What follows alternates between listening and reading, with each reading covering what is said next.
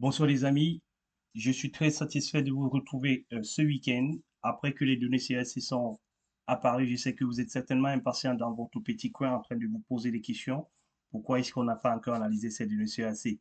Mais sachez que ces données CRC sont disponibles depuis comme toujours, cette nuit, ce matin, ça dépend de là où vous vous trouvez. Mais sachez également que moi, de mon côté, j'ai été un petit peu malade, un petit peu de palu, je peux dire grippe, voilà, parce que c'est la grippe ici chez nous.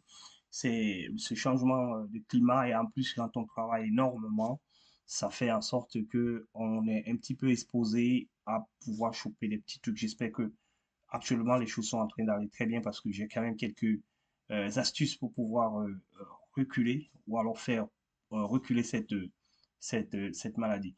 Voilà un petit peu ce que je tenais à vous dire en introduction de cette vidéo pour vous dire que nous sommes déjà, attention, nous sommes déjà à 12 400, laissez-moi vous donner le chiffre exact. Voilà, nous sommes déjà à 12 200, voilà, 12 217 visas accordés. Ça, c'est un chiffre très vrai. Pourquoi? Parce que en dehors de tous les autres chiffres qui peuvent être tronqués, on ne peut pas vous mettre en issue et après on vous remet en PA. Sauf si, attention, on n'allait pas dire que Gabin a dit qu'on ne peut pas vous mettre en issue et on vous met en PA. C'est possible. Il y a eu des cas comme ça, mais c'est vraiment des cas singuliers. Nous voulons tout simplement vous faire savoir que cette colonne, qui est la toute première de ce tableau, est la colonne la plus précise par rapport à toutes les autres colonnes. Vous devez donc savoir que cette information que vous avez vue ici, elle est bonne, mais elle est trompeuse. Elle est trompeuse pourquoi? Parce que si vous dites que il reste donc beaucoup de visas pour nous tous qui restons, attention, vous faites un faux pas parce qu'il faut bien regarder la colonne 222G, c'est l'article sur l'immigration. Attention, il y a 2840 visas à ce niveau qui sont également très à prendre en considération. Il y a et surtout 19 582 visas qui sont prêts, qui sont ready. Là, il faut vraiment le comprendre comme ça, qui sont ready. 19 582. Attention, nous pouvons dire que quand on fait, nous faisons des analyses sur certains de nos clients. Qu'est-ce que nous faisons? Nous prenons cela et nous supposons que si tout le monde dans ces 19 000 a des visas et que nous prenons aussi ceux qui sont le 221 et nous ne négligeons pas aussi le PA, à quelle probabilité nous pouvons nous retrouver d'ici la fin de la développerie? Il faut faire attention parce que si ça commence à monter vers 40 000, 45, 50, 48, 50, il faut commencer à faire un peu attention. Je n'ai pas dit qu'il faut faire attention, il faut faire un peu attention parce que nous avons pris le maximum des faits. Nous n'avons pas pris le minimum ou alors les faits réels, mais nous avons plutôt pris le maximum des frais. Ça veut dire que si nous sommes à 48 000 et qu'il y a des refus qui sont à l'intérieur, nous allons chuter. Donc, il faut donc comprendre dans ce sens que voilà les explications qui vont nous permettre de pouvoir prolonger. Et ensuite, quand vous avez donc ça c'est le regard par rapport à la région. Vous avez l'Afrique, vous avez l'Asie, vous avez l'Europe et les autres. Ça, c'est par rapport déjà au monde que vous avez le total dont je vous donne. Vous pouvez aussi aller regarder le total par pays. Vous pouvez donc comprendre que la Grave World Company a fait beaucoup d'efforts parce que l'année dernière, c'était très catastrophique pour l'Afrique. L'Afrique a aujourd'hui à 4189 visas accordés pour 25 000, non, pour 2542 CN déjà traités. C'est-à-dire 252 CN qui ont permis d'avoir les 4182. C'est très important ce que je suis en train de dire parce que ça vous permet de voir le nombre de CN qui ont été traités sur cette petite période-ci. Et vous devez comprendre aussi qu'en Europe, par contre, c'est 5204. L'année dernière, à cette période-ci, l'Afrique était très bas. Effet Grim Support Company, I don't know. Je ne peux pas me précipiter maintenant pour le dire, mais nous avons dit la dernière fois que nous allons apporter notre pied de contribution à partir de cette année pour essayer de réduire les refusettes. Vous voyez aussi que les refusettes aussi, on était à plus de 1000 à cette période-ci l'année dernière. Maintenant, nous sommes à 366 seulement. Nous pouvons donc dire que par rapport à l'année dernière et cette année dans la même période, voilà quand même les difficultés que nous devons savoir. Voici les amis, ce que vous devez comprendre sur ce tableau et pouvoir analyser. Nous allons revenir très rapidement pour vous dire que les bonnes nouvelles sont arrivées parce que nous l'avons dit la dernière fois à certains de nos clients que Ouagadougou a reçu les lettres.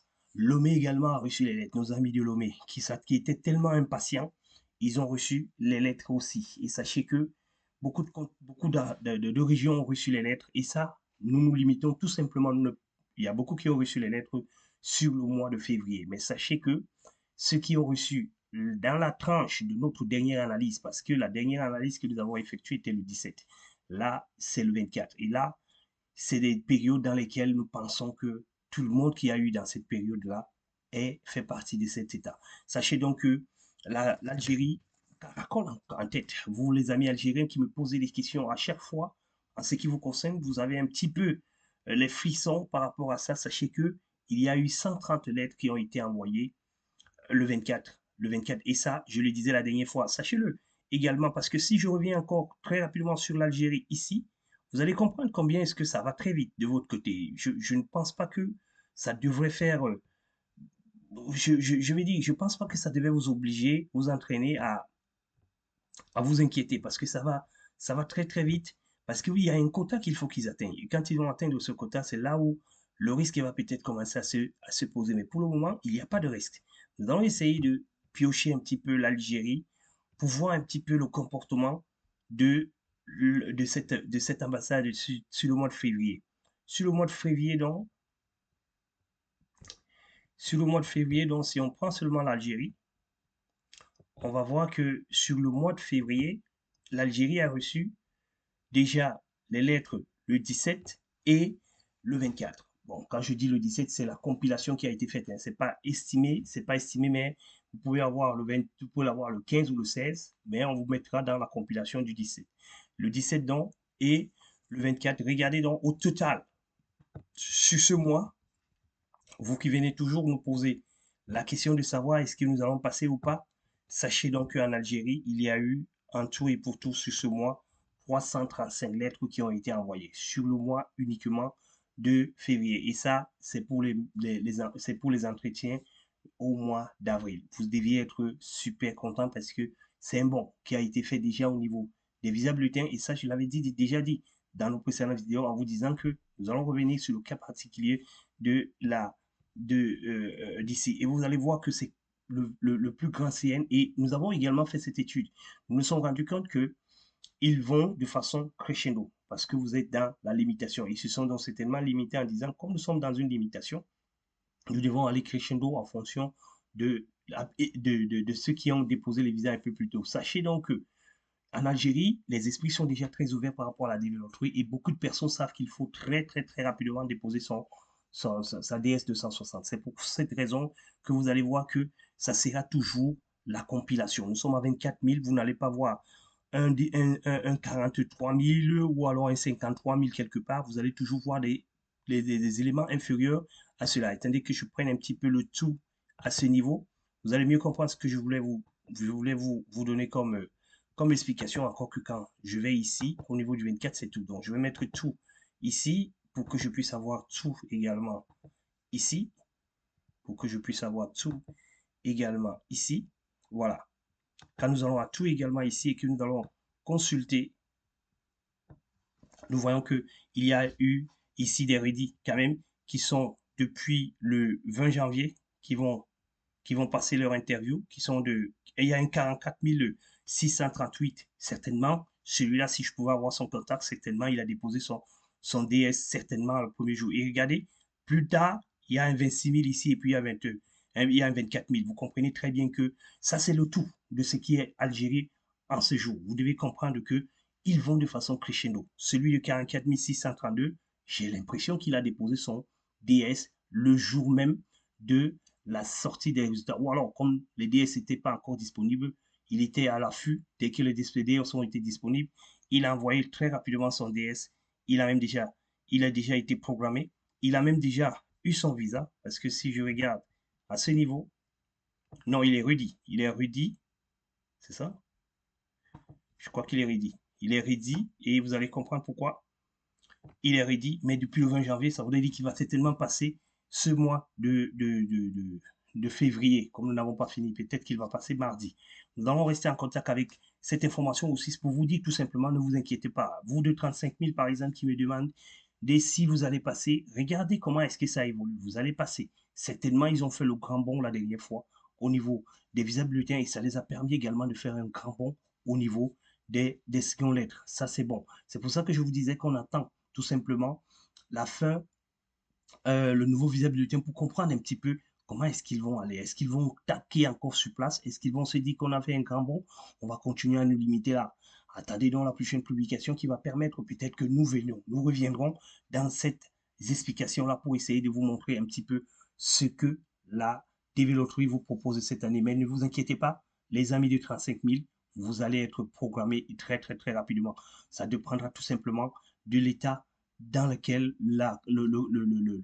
je vais dire que l'ambassade a pu gérer un petit peu ce qu'ils ont eu là, afin qu'ils puissent remonter l'information auprès du KCC pour que le bon continue. Mais si le bon stagne tout simplement à ce niveau où nous sommes par rapport à ça, les 35 000 devraient encore attendre. Nous reviendrons certainement sur notre vidéo préparatoire du 7e visa bulletin qui va certainement apparaître dans quelques jours. Voilà donc ce que je tenais à parler pour l'Algérie. Pour Lomé, Lomé également, c'est nos amis du Togo. Très, très, très important.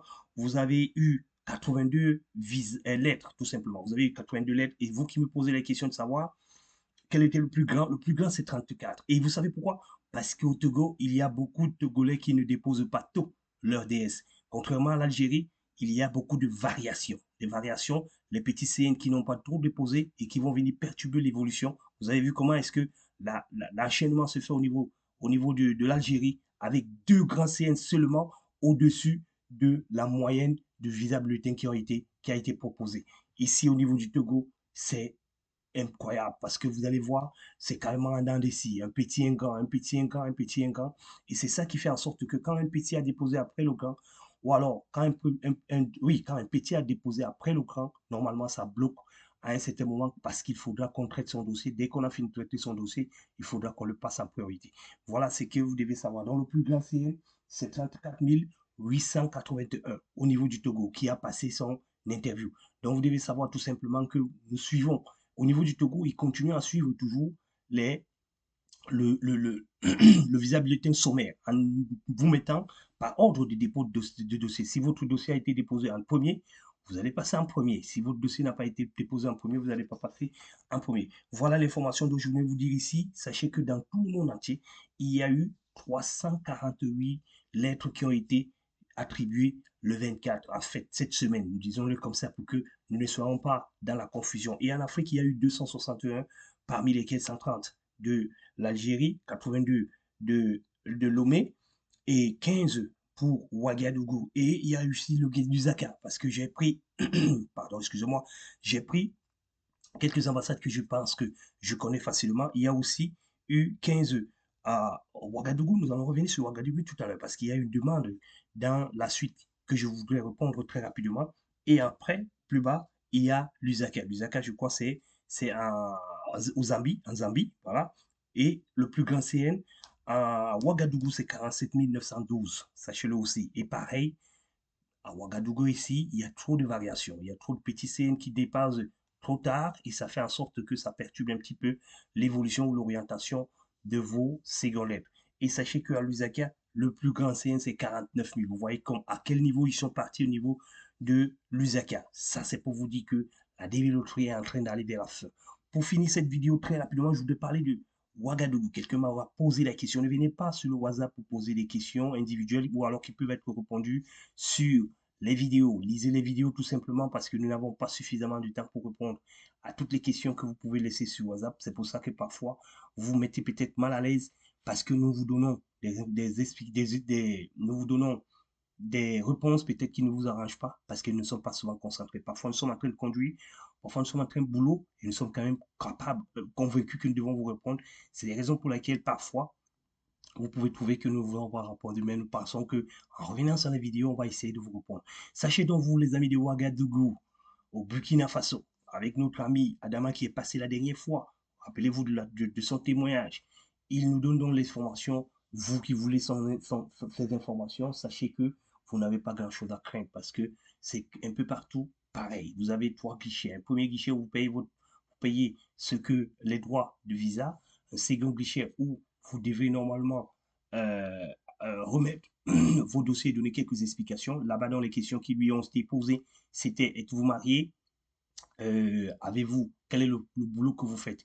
Et après avoir traversé, il a d'abord mis ses premières empreintes à ce niveau, il arrive encore auprès du consul où il remet encore les empreintes. Ça m'a quand même paru bizarre mettre 2 fois les empreintes le même jour dans la même ambassade.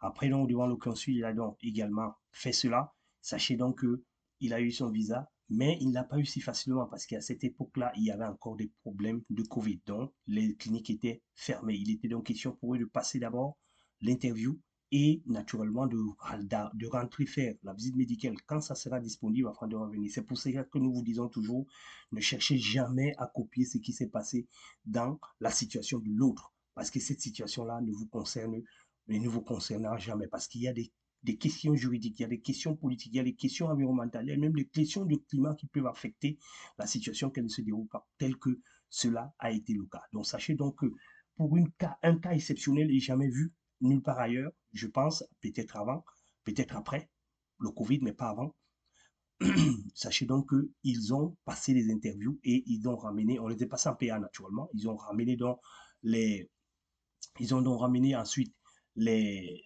la visite médicale pour que le visa leur soit accordé. Donc le consul a posé également la même question. Êtes-vous marié? Votre enfant que vous avez, parce que lui, il était enregistré avec son enfant, on lui a demandé s'il avait d'autres enfants que celui-là. Il n'en avait pas, heureusement pour lui. Ensuite, il est marié. Et attention les amis, je voulais revenir aussi là-dessus. Sachez que vous devez signer, surtout dans les pays où l'excision est toujours de vigueur, est toujours pratiquée. Sachez que vous devez signer et devez confirmer que les États-Unis sont contre l'excision. Et si vous venez ici, vous devez aussi vous tenir en mesure de cette décision. Sachez également que c'est la même décision qui est dite au niveau de la polygamie, mais sur l'excision, c'est beaucoup plus compliqué, beaucoup plus tendu, parce qu'on vous fait quand même découvrir les articles de droit et vous demande est-ce que si vous venez aux États-Unis avec vos enfants, vous serez capable de prendre cette pratique et sachez que c'est condamnable parce que vous pouvez aller en prison si vous l'avez fait.